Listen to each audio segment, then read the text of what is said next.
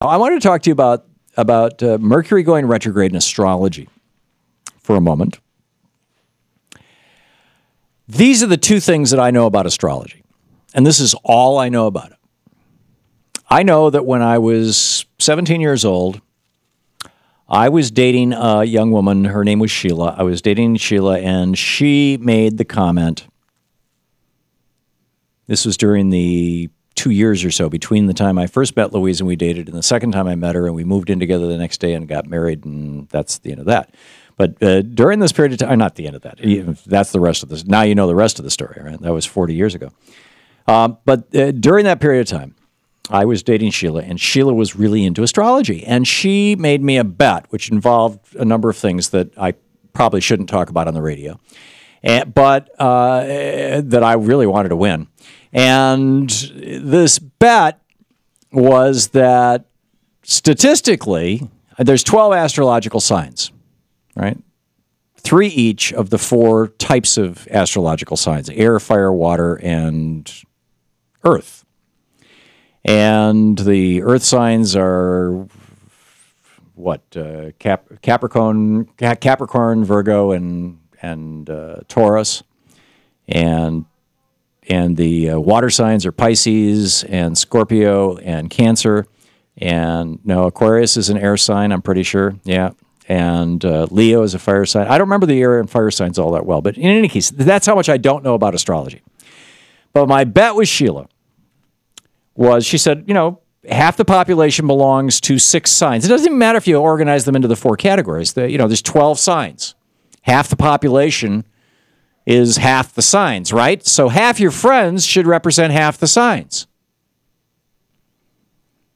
Now, I'm a Taurus. Sheila was a Capricorn.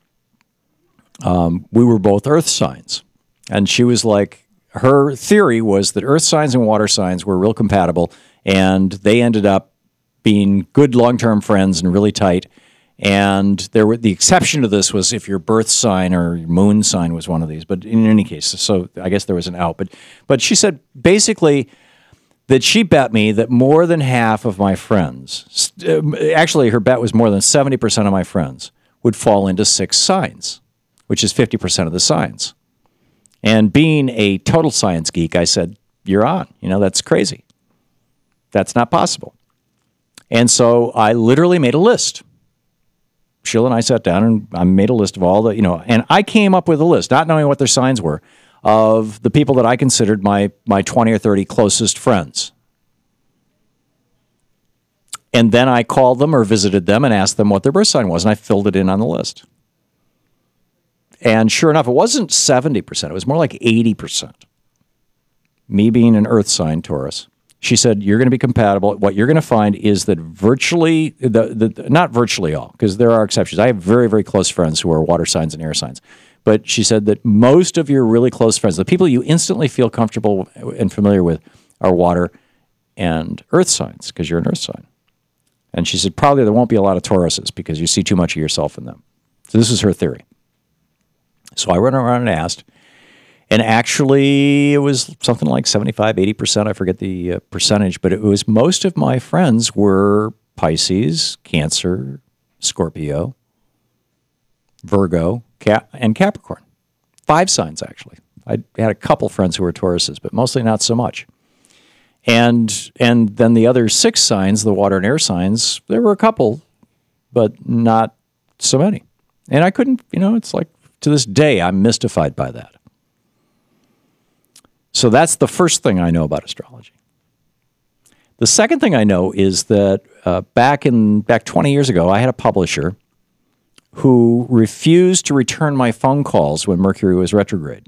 Wouldn't sign a contract when Mercury was retrograde. Actually, he would return my phone calls. He wouldn't answer the phone when Mercury was retrograde. Doesn't to this day. A real publisher. Published several of my books. And I was like, what's the deal? And Tim was like, when Mercury's retrograde, anything that you start is going to fail. Mercury retrograde is the equivalent of the winter for hibernating animals. It's the time when you go inward. It's the time when you do the inner work. It's the time when you think and plan and gather information And then when Mercury's not retrograde, and by retrograde it means that the planet appears to be moving away from the Earth. It's not actually, but when it appears to be moving away from the Earth. And when it's not retrograde, when it's moving with or toward the Earth, then that's the rest of the time. It happens about 4 times a year for about 3 weeks each. And the rest of the time when Mercury's not retrograde, get out there and kick butt. So I just started noticing, because the official astrology story is that when Mercury's retrograde, communication goes to hell. People misunderstand each other. You make airline reservations. You discover later that they put you in the wrong month. You start a business, it's going to fail. Anything you do that, if you do it, if you pull the switch when Mercury's retrograde, it ain't going to work. And so for the last, 8, 10 years, 20 years, 15 years, some long time actually. It's been since before we started this radio show. I have not signed contracts when Mercury's retrograde. In fact, I almost blew up a very substantial book advance, arguably one of the largest I've ever gotten, which is not enough to be independently wealthy and retire on, but still it was a lot of money, because I would not sign the contract until 2.5 weeks later when Mercury wasn't retrograde anymore. It's like my publisher was convinced I was crazy. I think at that point they were like, "Do we really want to?" And the thing that saved me was that somebody in the publishing house came to my defense and said, "Well, same thing. I wouldn't buy a house when Mercury's retrograde." So anyhow, how could this be? Now, the theory I'd been operating on my whole entire life is that there's probably something to astrology that I just haven't figured out. But it hit me last week. Somebody in the chat room brought this up. What's the deal? And it hit me, of course, it's got nothing to do with astrology. What it has to do with is the fact that at some deep level, we are all connected. Our minds are all connected. Whether you want to use the Heisenberg kind of Einstein, we're all connected in a cosmic way, superstring, whatever. Whether you want to use the Edgar Cayce, we're all connected psychically, or if you want to just use Marshall McLuhan, we're all connected by the common culture and the zeitgeist of the time. We're all connected. And so if we share a belief, if enough of us share a belief, that belief becomes self-fulfilling.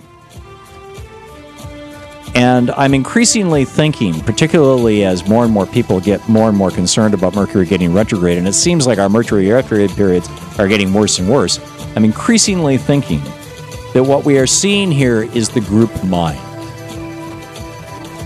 not anything that has to do with whether or not, Venus is in Sagittarius. But I could be wrong. Who knows?